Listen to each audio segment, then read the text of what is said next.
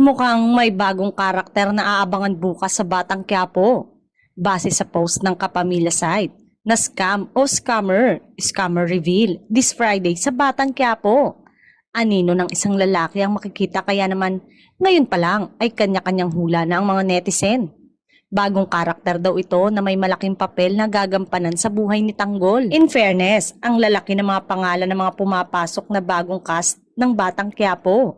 Kaya't mas lalo na naman itong aabangan ng loyal viewers ng programang binuo ng Dreamscape Entertainment at ng grupo ni Coco bilang direktor.